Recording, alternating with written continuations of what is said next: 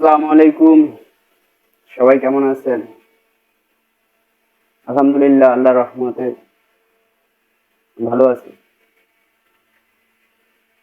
ভালো রাখা খারাপ রাখার মালিক একমাত্র আল্লাহ তাআলা। যাই হোক, আজকে আমি আহ, একটা কথা মানে একটা শিক্ষণীয় ভিডিও আর কি, শিক্ষণীয় কথা আপনাদের মাঝে শেয়ার করার জন্য মূলত এই ভিডিওটা তৈরি করা। যাই হোক, মূল কথায় আসি। আজকের এই ভিডিওটা পৃথিবীর সকল বাবাদের জন্য। দেখুন, পৃথিবীর সব বাবাই তার জীবনটা উৎসর্গ করে দেয় তার একমাত্র পরিবার পরিজন, স্ত্রী, ছেলে মেয়েদের জন্য। একটা সময় আসে আমাদের লাইফে, বাবার উপর আমাদের নানান অভিযোগ থাকে, অনেক প্রশ্ন থাকে, অনেক প্রশ্ন জাগে, অনেক প্রশ্ন আমরা তাকে করি। যেমন আহ মা এসে বলে, তোমার সংসারে এসে কি পেলাম আমি? ছেলেমেয়েরা বলে, মানে আমরা আমরা বলি, আমাদের জন্য কি করেছো তুমি সারা জীবন? বাট বাবারা কিন্তু তখন গম্ভীর হয়ে যায়, মানে এই প্রশ্নের উত্তর মূলত সে দিতে পারে না।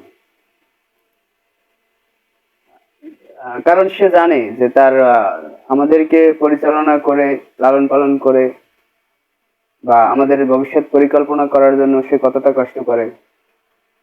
হ্যাঁ, সে বট গাছের মতো কিভাবে ছায়া দেয় আমাদেরকে। যাই হোক, তখন তার এই প্রশ্নের উত্তরগুলো খোঁজার জন্য একটাই পথ থাকে, সেটা হচ্ছে দুহাত তুলে মহান রব্বুল আলমিনের কাছে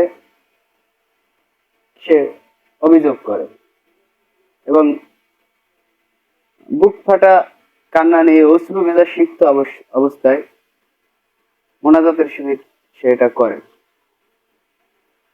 সে কাঁদতেও পারে না, একটা পুরুষ কিন্তু কাঁদতেও পারে না, চিৎকার করে কাঁদতেও পারে না। তার কান্নাটা থাকে ফাঁপা, মানে চাপা কান্না থাকে, মুখে হাসি, অথচ বুকের ভিতরে হাজার কষ্ট, প্রচুর কষ্ট থাকে। যাই হোক, তার কান্না একমাত্র বোঝার ক্ষমতা মহান রব্বুল আলমিনেরই থাকে, আর কারো থাকে না, আমাদের থাকে না। কিন্তু আমাদের বোঝা উচিত, আমাদের বোঝা উচিত। সবার কাছে আমার একটাই অনুরোধ, কখনো এই প্রশ্নগুলোর মুখোমুখি বাবাকে করবেন না। যেভাবেই হোক, কঠোর পরিশ্রম করে, কঠোর পরিশ্রম করে বারবার ধোঁকা খাবেন, বারবার হ্যারেস খাবেন, বারবার ব্যর্থ হবেন, কিন্তু ব্যর্থতার মাঝেই সফলতা। সফলতা আপনাকে আপনার সৃষ্টিকর্তা দিবেই। হয়তো সেটা হতে পারে আপনার 20 থেকে 30-এর ভিতরে, অথবা 30 থেকে 40-এর, আপনাকে দিবেই সফলতা, আপনাকে মহান রব্বুল আলামিন দিবেই। আপনি পরিশ্রম করবেন, পরিশ্রম আপনার সাথে কখনোই বেইমানি করবে না। পরিশ্রম আপনাকে সফলতার চাবি আপনার হাতে তুলে দিবেই। সো আপনি, আমাদের এইটাই চেষ্টা করা উচিত, জীবনে সফলতা অর্জন করে এই সফলতার চাবিটা একটা বাবার হাতে তুলে দেয়া, এবং এটাই তার সারা জীবনের স্বপ্ন, সারা জীবনের অর্জন, সারা জীবনের সার্থকতা। একটা কথা কি জানেন, সৃষ্টিকর্তা তখনই খুশি থাকে আমরা যখনই তার দেয়া আদেশগুলো, উপদেশগুলো মেনে চলি, ইবাদত করি, তাকে বারবার ডাকি, তখনই সে আমাদের উপর খুশি থাকে, আমাদের উপর সে রহমতের একটা রহমত নাজিল করে দেয়। যাই হোক, তো এই কথাটা এই জন্যই বলা যে একটা বাবা চায় তার সন্তান সফলতা অর্জন করুক, সে ভালো থাকুক, সুখে থাকুক, এটাই চায়।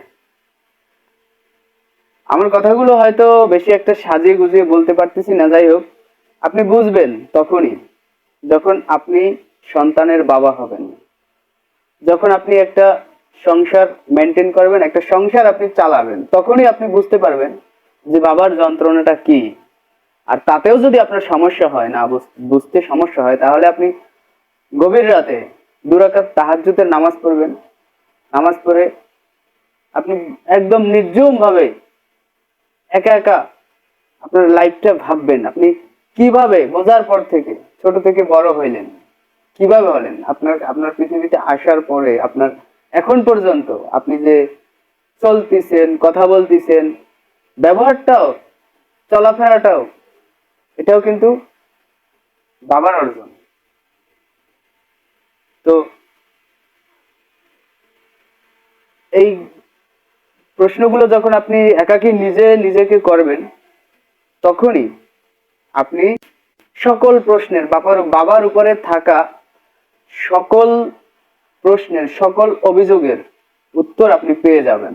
আমার ভিডিওটা অনেক লং হইতেছে, কারণ বাবা মাকে নিয়ে কথা বললে তো আর কথা শেষ হয় না, সারা জীবনও শেষ হবে না। যাই হোক, আমি সংক্ষিপ্ত আকারে মানে আপনারা যাতে বুঝেন এই জন্য আর কি আমি সংক্ষিপ্ত আকারে বলতেছি। আমি মনে করি আমাদের মানে আমাদের বিধাতার কাছে একটাই চাওয়া উচিত, সেটা হচ্ছে যে আপনার অন্তত একটু সফলতা অর্জন করে, একটু সুখী হয়ে, একটু মা বাবার মনে সুখ দিয়ে, একটু মা বাবাকে তাদের মুখে হাসি ফুটিয়ে যেন আমরা লাইফ পরিচালনা করতে পারি, চলতে পারি, সেই তৌফিক আল্লাহ তাআলা আমাদেরকে যেন দান করেন। এটাই আমার চাওয়া, এটাই আমাদের মহান রব্বুল আলামিনের কাছে চাওয়া। তো যাই হোক, অনেক কথা বলে ফেলেছি। কথাগুলো মূলত কারো লেখাও না, কারো ভাষাও না, এগুলো আমি আমার নিজের মন থেকে কথাগুলো আমি বললাম, ঠিক আছে? ভুল ত্রুটি মার্জনীয়। আপনাদের আমার কথায় যদি মানে কোনো ভুল ত্রুটি হয়, প্লিজ দয়া করে ক্ষমার দৃষ্টিতে দেখবেন। সবাই ভালো থাকবেন, সুস্থ থাকবেন, সুন্দর থাকবেন।